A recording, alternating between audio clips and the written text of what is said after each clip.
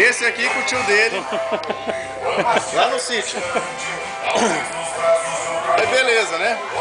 Vamos tomar 2 dedinhos de pinga. Você pergunta pra ele a história, ele fala que não bebeu nada, ele bebeu só 2 dedinhos de pinga. 2 dedinhos de pinga assim, desse tamanho assim. Marcão. Aí tá lá, né? Mexendo na churrasqueira, o tio dele sentado no banco, 10 horas da noite, tudo tranquilo, né? Vou chegar mais perto. Aí ele olha assim pro horizonte, assim, né?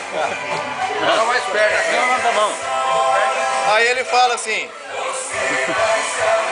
o tio dele olhando pra ele, né? Ele fala assim, vamos chegar. Aí o tio dele olha assim, não vê ninguém, né? Ele fala, vamos chegar. E nada, né? E tinha um bicho esquisito lá, né? Ele achou que era um fantasma. Ele tinha um bicho esquisito lá no fundo lá e ficava olhando, encarando pra ele assim, meio tortão assim, ele falando, vamos chegar. Aí já pegou um pé de cabra assim e falava, vamos chegar. E o tio dele olhando, né? O tio dele começou a baixar a cabeça assim. Fala, meu Deus do céu, que vergonha. E ele falou, vamos chegar. E nada, né? E o tio dele deitado, o tio dele chorando de vergonha.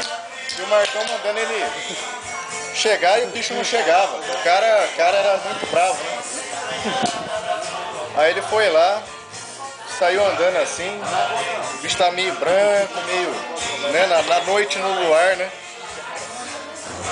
A hora que ele viu mesmo que o bicho não chegava, o que ele viu? Um pé de manga.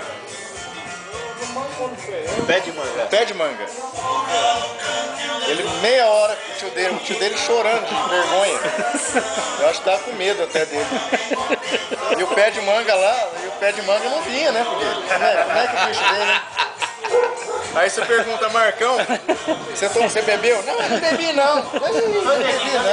Eu só bebi 2 dedinhos de pinga, um tonel lá. Né? Um galão de 100 litros. É um tonelzão de pinga, assim, 2 dedinhos, dá quanto? Você esvaziar 2 dedinhos de um tonel. Se você fizer o cálculo, se é de 100 litros, vai dar... Vai dar o quê? Vai dar uns 20 litros? Uns 2 litros dá, não? Vamos por 2 litros. Uma pingadinha de 2 litros dá, não dá? Com 2 dedinhos no tonel. E o pé de manga, ó. Vem, pé de manga, vem! Essa história ficou famosa, viu?